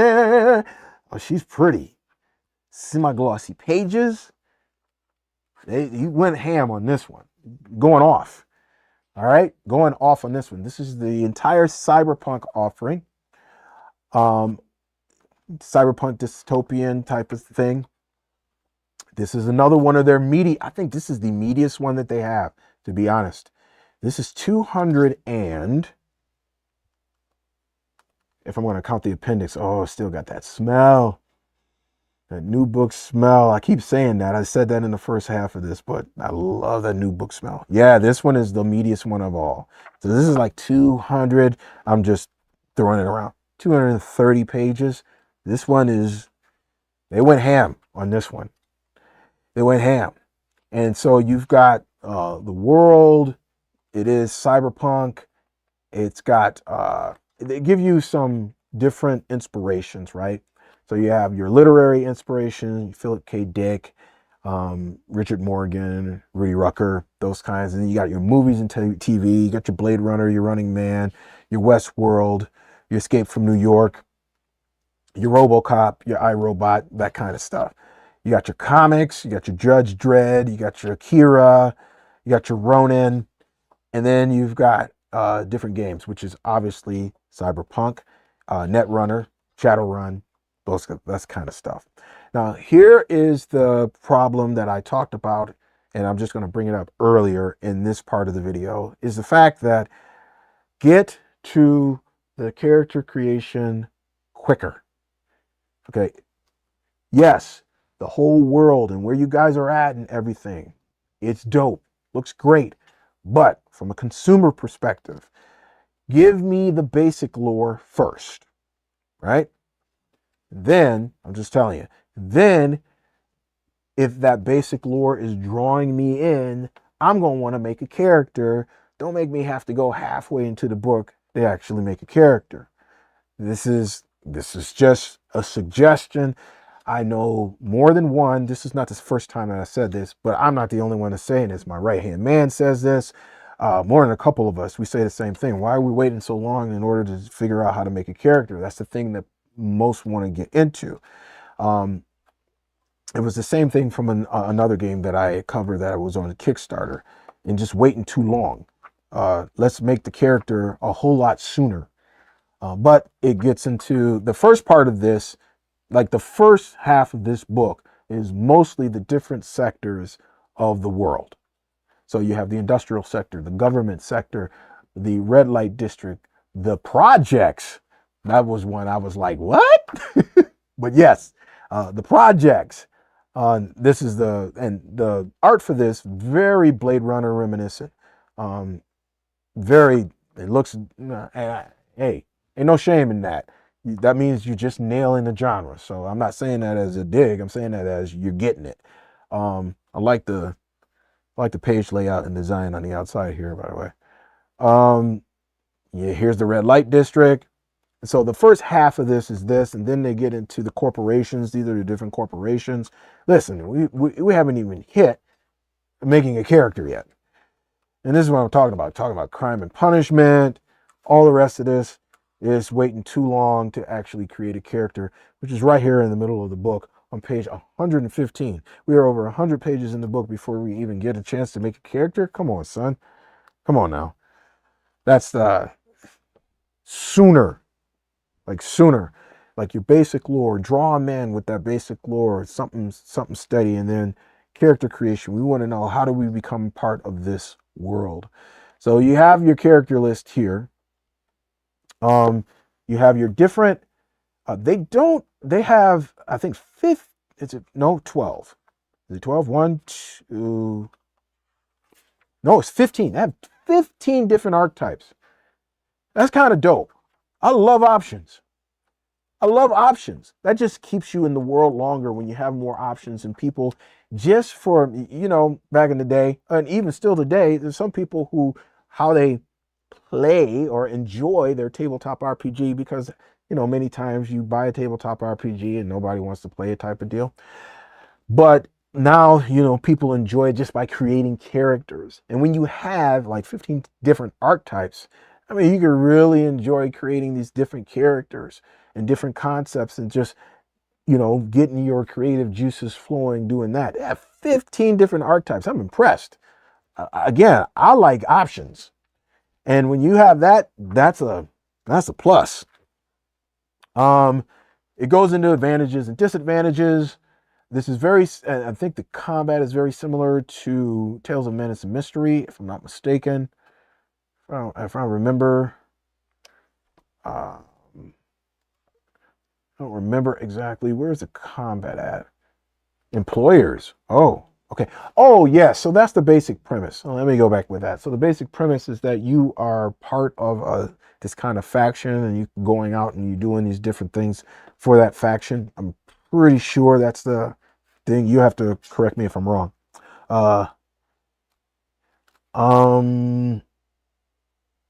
And then you have the rules, the core rules here. Now, this was another one I covered in the first one, and I'm going to dive bomb my head there so you guys can see the whole thing. You see this right here? This right here are the difficulty ratings. 10 different difficulty ratings. Whoa. I think that's overkill. I think we went a little ham on the difficulty ratings, right? There's a way around that, obviously. Just skip it. Just do the odd ones. Like if you just don't want to go through all that little, kind of granular, kind of micromanaging difficulties, then just skip half of them. We're just going to go with the odds. How that? And just assign odd difficulties. And that way you won't, have to do all the little itty bitty stuff in between. You do have some examples of outcomes, and the outcomes are over here on the other side of the page here. I don't know what that is. Maybe an average outcome of you doing something, and outcome is a success, basically. Checks and contests, chases and movement. Again, I like it when you do chases, foot chases and stuff like that. Especially in Cyberpunk, that is just so appropriate, genre appropriate. You got vehicles right here, and it looks like you're using all your dice. Yeah, come on now. Back in the day, there used to be a time where you used all of your dice. Like you bought your dice and you used them all. You didn't just use one, right? Let me show you. This is from a video that I did just the other day. Earlier this week, actually. Was it earlier this week that I did this one? Shoot, again, this stuff is out of sight, out of mind for me, but let me just show you this. So for Simulacrum, you've got, as it says here, all these different dice. This is talking about vehicles, but this is not you don't have that on the bottom. It's not a 2D20 system. So I'm guessing that you're going to be using more than just a couple of your dice. And right here is, what happened to all my dice? Did I actually put them back? Did my wife do this? Okay, I had all these dice that were actually in here. Oh no, I put them over there. What am I talking about? I actually put them over there. It was supposed to be all these dice and everything, but I was just going to show you that you can use all your different dice, all your 10s, all your 20s, all your 6s and your 4s and your 8s and your 12s and all the rest of that. And I do like games that keep it in that place, Not that you have to use all of your dice in every game. I'm not saying that. But I do like games where you're using more than one type of die, right? The Year Zero engine, just 6-siders.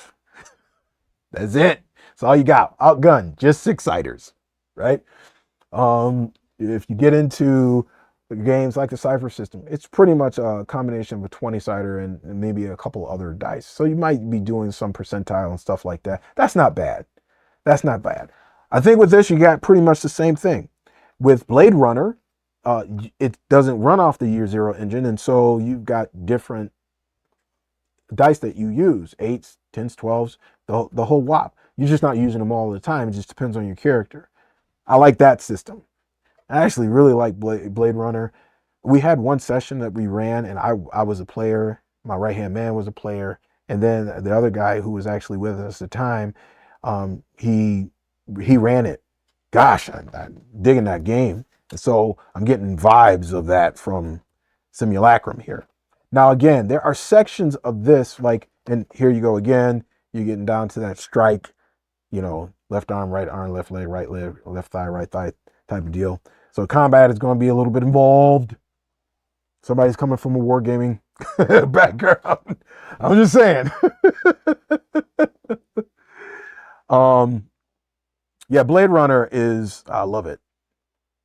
Now, and here's the thing about Blade Runner. I talked about this earlier, but here's the thing about Blade Runner.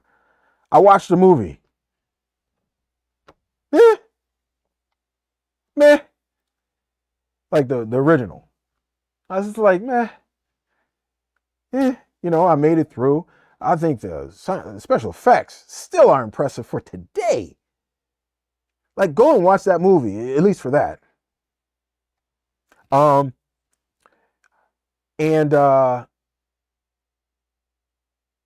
tried to do the other one. What is it, 2047? Or is it 2049? I think it's 2047. I couldn't do it. I just couldn't do it. I was just like, gosh, this is worse than a root canal. I couldn't do it, and I saw Jared Leto showed up and I was like, I'm done. just, I was just like finished after that point. But then I started playing the game. That was nothing. The experience of playing the game versus the experience of watching the movie, totally different. Now, I will say this. My boy Sean knows how to run a Blade Runner campaign. He never ran one. He just knows how to run a game. That helps an awful lot. But being in it, immersing yourself in that kind of world and really understanding it, because he understood the genre. Something important just as a GM, understand your genres. Understand them. Like Simulacrum, you got the cyberpunk feel. So it's always going to be, the whole idea is corporations are kind of evil, blah, blah, blah. I get it. It gets old, but I get it. Or you're working for them, or, some people have a different twist on the whole cyberpunk dystopian type of thing. That's just pretty much what it is. But know your genre. Know that going in, right? And, stuff like Blade Runner, or, I think they have one by Philip K. Dick that's on Amazon right now, Electric Dreams. I think it's based off of his stories, or maybe his short stories or something like that. What's another good one? Another dystopian good one. You guys let me know. I'm drawing a blank right now. But the long and short of it is, know your genre if you're going to be running the games. Shoot, if you're going to be playing the games, know your genre. Know what's involved. You don't necessarily have to. It just makes things easier. Okay. Let's go ahead with going through Simulacrum a little bit more, because again, this is pretty. You've got psychological impairments. I dig stuff like that. But see, I get into that. Again, my assumption is that you're adult enough to play with me. Now, yeah, I will go ahead and we'll discuss, we'll just discuss it. Me, if I'm running the game, which is normally the case, then, I just won't go certain places because I just don't want that in my tabletop RPGs. I don't want that. I think that stuff is, some of the stuff is ridiculous with some of the stuff that people are being including in that. Talking about I'm role playing, please. But anyway, so you got your combat over here. You got your reference tables here. I really like the fact that it did this in Tales of Menace and Mystery, and did this as well over here in Simulacrum. I do like that. You got possessions, which is gear. I don't know what meshing is, but I'm going to guess that it's kind of jacking in, and I'm guessing it's that jacking into this. Then you got the game itself. Talks about game mastering, talks about time a little bit. They have certain sections of this that, like right here, you got your NPCs. So you got the citizens, and you got these different NPCs here. Now over here, they're all blank, because again, this is a preview. You guys are seeing this. This is obviously not what it's going to look like when they finally put it down. These will all be filled in. And as you can see, they got quite a few of them to fill in. So you will have plenty of NPCs here. But this is a preview of the game. Wow, they had a lot. What is going on? Sheesh. So looking forward to that, because it's like, that's a lot of NPCs there. Then you have the technology, how the technology works. I'm guessing you're going to be able to jack in and do certain things like direct, just like in any cyberpunk thing. You got your artificial intelligence here. And it looks like you have some other things that are going to be coming out here. More on nanotech and the nanotech technology source book. Hey, y'all, that's going to come out as a part of it. There you go. And from what I see here, I guess the NPC section is done with illustrations. So like I said, y'all just putting it down. Listen, Jay, take your time. Ain't no rush. I got your back. You're putting out hey, if you keep doing this, like I said, and all the stuff that you've given me, I'm good for a really good time, a really long time.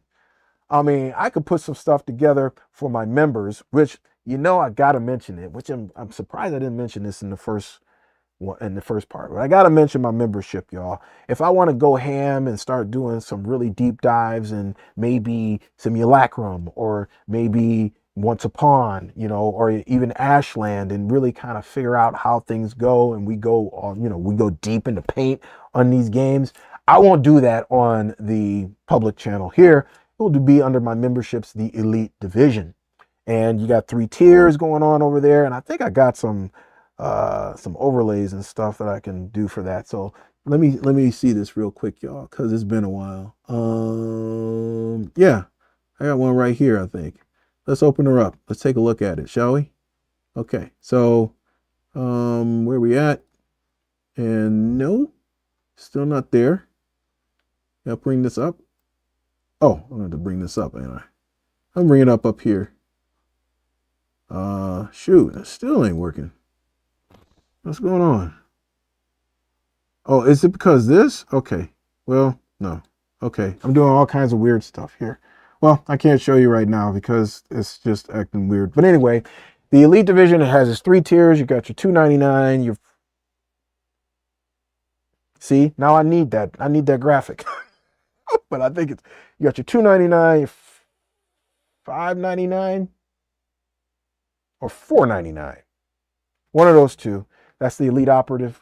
And that'll get you the extended versions of videos that I don't, because I don't go over 20 minutes on any video except a live stream, obviously. But most of the videos are less than 20 minutes. For the longer videos, for the extended videos, you need Elite Operative or higher. And also that gets you into the Solo RPG Chronicles gameplay, which is long, like an hour, hour and a half, that kind of thing. And then if you're part of the command unit, which is $9.99, then you get the actual cinematic interpretations of the gameplay that we go through. But something like doing a deep dive into like Simulacrum, for example, then that would be something that I would do for Elite Operative or higher. Sometimes I'll leave some of those open for the support crew, just so you guys will not be totally left out in the cold there. I've done that. But most stuff that's really long and things like that, and where we're going hard, that would be something that I would do for Elite Operatives and higher. But I'm telling you right now, with all that I've just been given, that I have now from Yellowhand has just become, they're like Free League Publishing for me.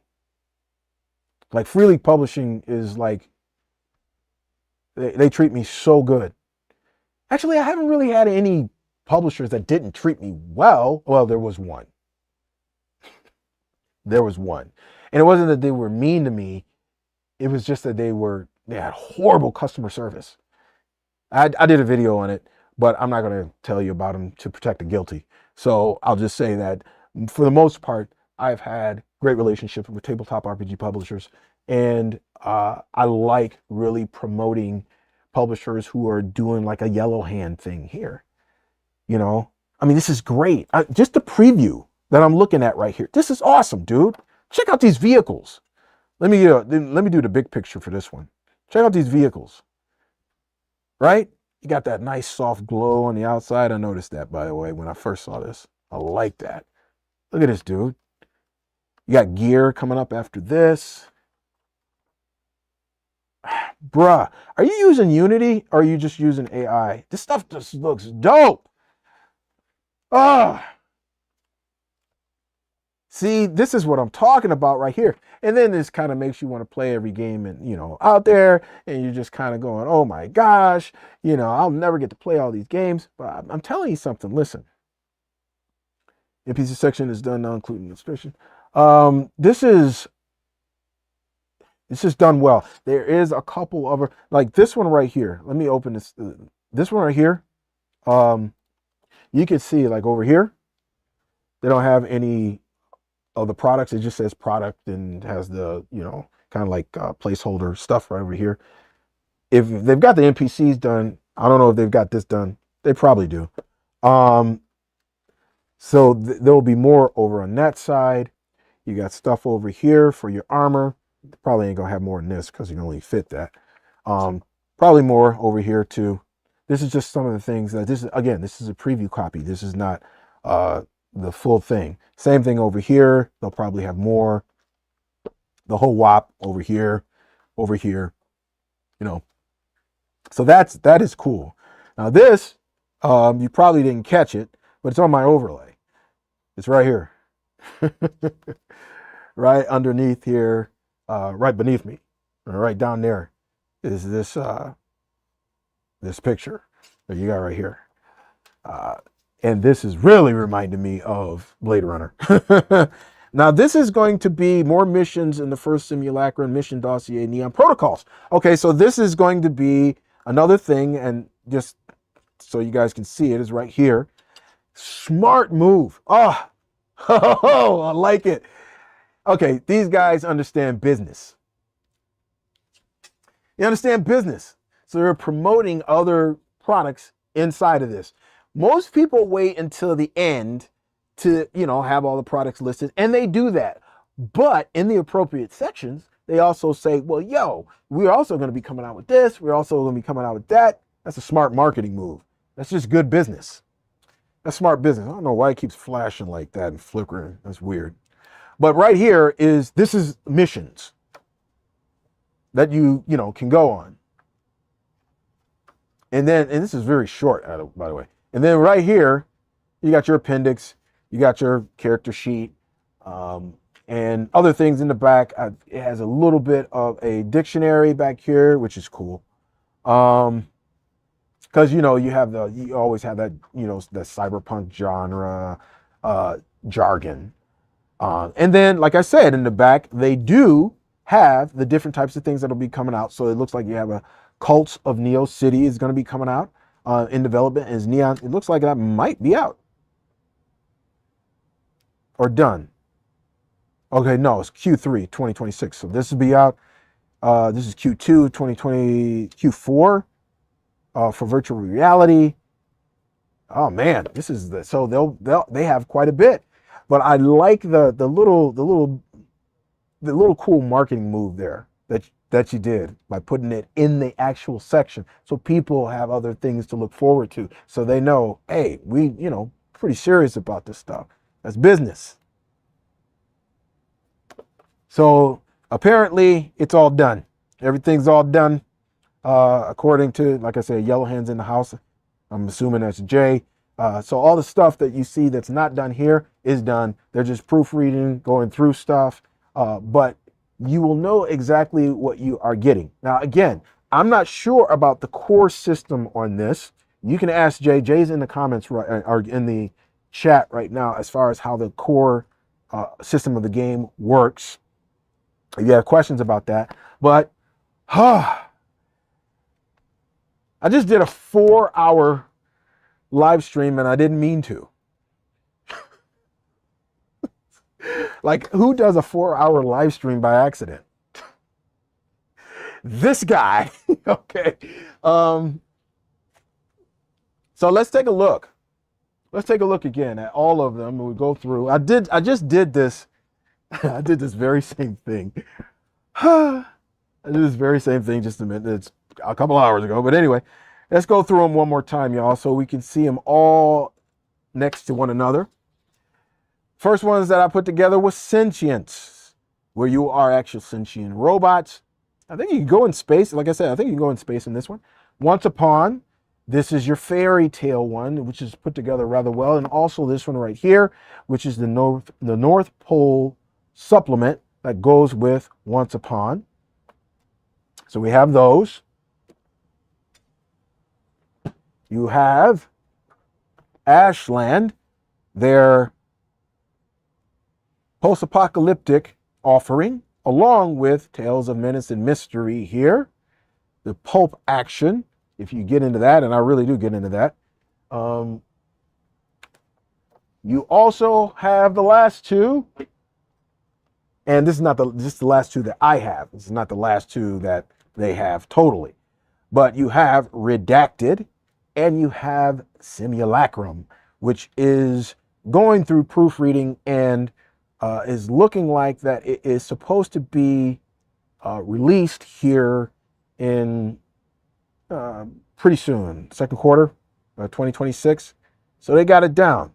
So they taking care of business. For real, taking care of business. And this one here, obviously, is your kind of UFO scare, aliens are coming, invasion type of stuff, and your cyberpunk offering over here. Now, again, this is not all that they have. They do have other things over at their website. So you need to go over to the website. You need to check them out over there for other things, and especially for supplements. I'm pretty sure that they have a starter set for Ashland, and I don't know if they have starter sets for other things because I didn't look at all of that, but I don't want to keep you guys here like forever because I already done that.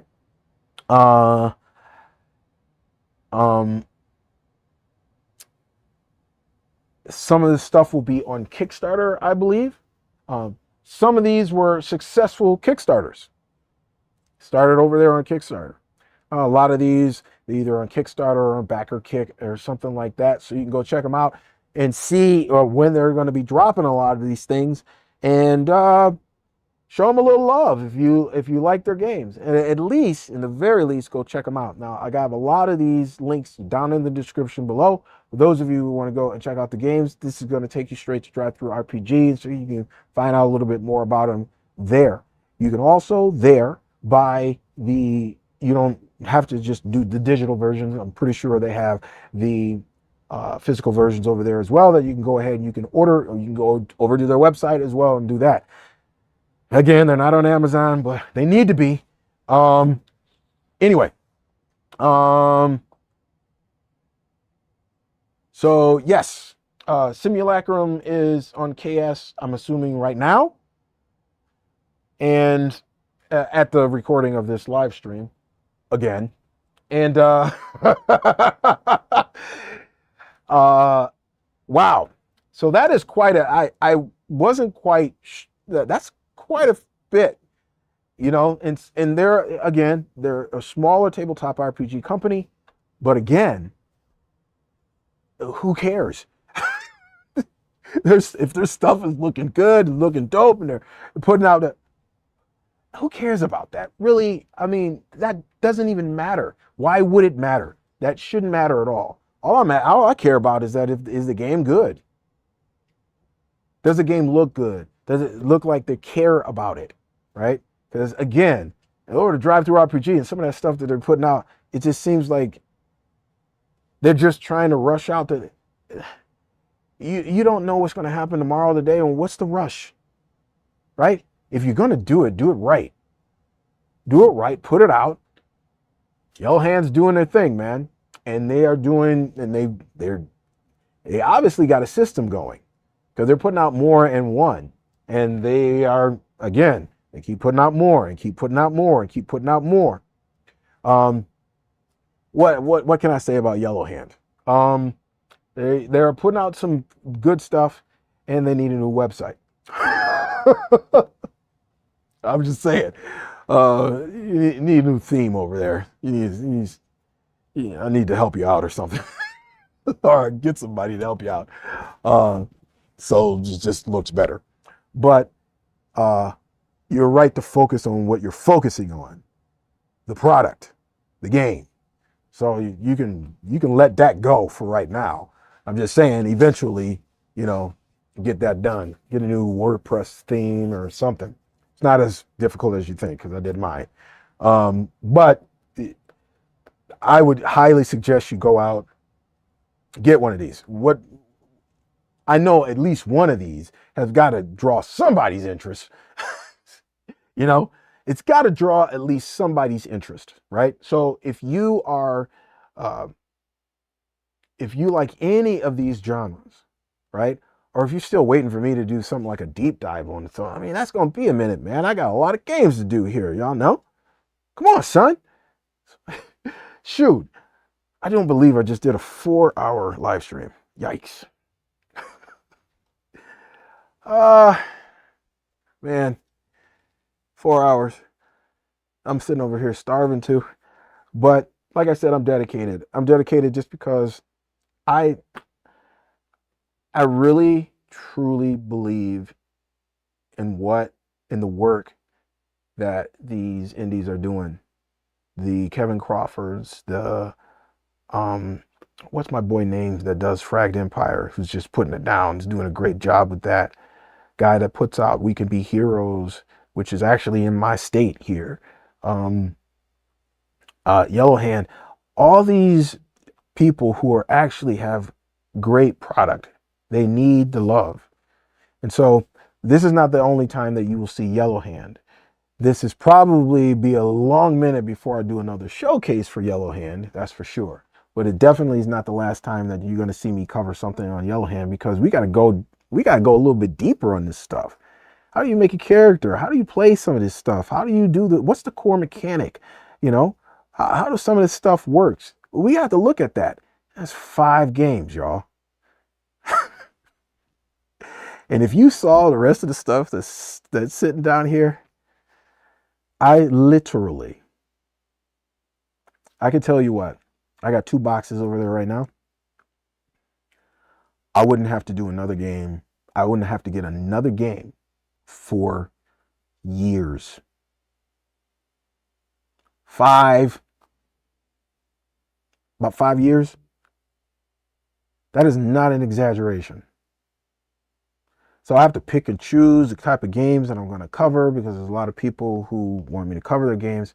I do not cover games on my channel that are, you can go over to my website, rpgleet.us, and you can see the guidelines. And one of the guidelines is that I don't do digital games anymore. Like if your game is only a PDF, then I don't do it. You got to have some skin in the game. Give me something in my hands. I'll do you right. I mean, ask Jay. I've done several videos on his stuff, and I understand you gotta watch it with some of these cats, because you send them product and then all of a sudden crickets. So I get it, but I keep my word. And I've done, like I said, several videos at this point. Let me count. I think I've done 3. I did one for Tales of Menace and Mystery. I did another for the unboxing for Ashland Once Upon, and what was the other one? Sentience. And now we've done the showcase. And Yellowhand is officially another one of my fave publishers that I like to work with. And so I'm going to give them love all day long. So keep in touch, Jay, because your boy, as long as the Lord allows me to live, and as long as I'm doing this right here, he's going to give you the love. Just keep putting out the good stuff. Keep putting out the good stuff. I got your back. All right, so I'm going to actually get out of here. I've just been on too long. It's on way too long, y'all. What is going on? What is going on? Okay, so that will be it. If you have any questions, hit Jay up. Send him an email or something like that, or hit him up. Ask him some questions about this stuff. Or if you've got any questions for me about the games, join the Leet Squad. We'll talk about it. We'll talk about the games over there. So join the Leet Squad, join Element. You have to do both, right? Again, only Leet Squad members get to join the Element server. So join the Leet Squad, and then after you join the Leet Squad, you can join the Element server. And if you have any problems joining the Leet Squad or getting the emails and everything, let me know. I've had some people said that there was a couple of problems or something that they were having. So I have to go and I have to check that out. But right now, I'm going to get off here. And I'm going to thank you for those of you who actually stuck around. Troopers, man, especially after like 2 hours of that. Yikes. Again, you'll get the replay. And so once you get to that point where I'm just like pulling my hair out and I have any anyway, then you can just stop the video. It says you couldn't find it. Oh, couldn't find the Kickstarter? Oh, you've tried to join the Leet Squad several times. Okay, so let me go ahead and let me double check and make sure, because I've never had to touch it. But still go to that link, because that's going to still be the link. I'm going to go ahead. I'm going to double check that to make sure you are a part of it. If you can go ahead and just send me your email so I can just double check and see if you're actually already signed up for the Elite Squad. Because normally it just automatically sends you an email. It's only like 1 or 2 emails that it'll send you afterwards. And then in one of those emails, you'll be able to join the Element server. But if you're already a part of it, I'll just send you a direct link and then you'll go ahead and you'll be able to join. So I think that's it, y'all. I have my mouth is so parched right now, and I've had this thing sitting over here. It's full, but I didn't believe that I didn't press play. Basically, man, just press play. Yeah, just caught the end, bro. But no worries. I just did a 4-hour live stream. Oh my gosh. Oh man. I gotta laugh. I gotta laugh. Oh my gosh. You know, this happens, y'all. It ain't nothing but a thing. You know what I mean? But we'll have another live stream next month. We'll have another showcase. I'm not sure what. But it's looking like we're gonna go hard in the paint with Tales from the Loop, if I'm not mistaken, which is a game that came out quite a few years ago. But we'll go hard in the paint on some Free League material. And in the meantime, between time, I'll probably get some more stuff when we'll do a live stream because I like to do these showcases for certain games that I have a lot of stuff for. And or we'll just do a live stream where I'm not showcasing a whole lot of anything, and we're just going to talk about tabletop RPGs, go back and forth, and do all that. So yeah, man, that'll be it. By the way, just to let you know, I talked about this, I think in the last live stream I did, but this little thing and the thing that I showed you earlier and a couple other things, I'm going to be doing some giveaways this year. And I'm going to hit up some of the publishers to do some giveaways as well, for those who are part of the Leet Squad.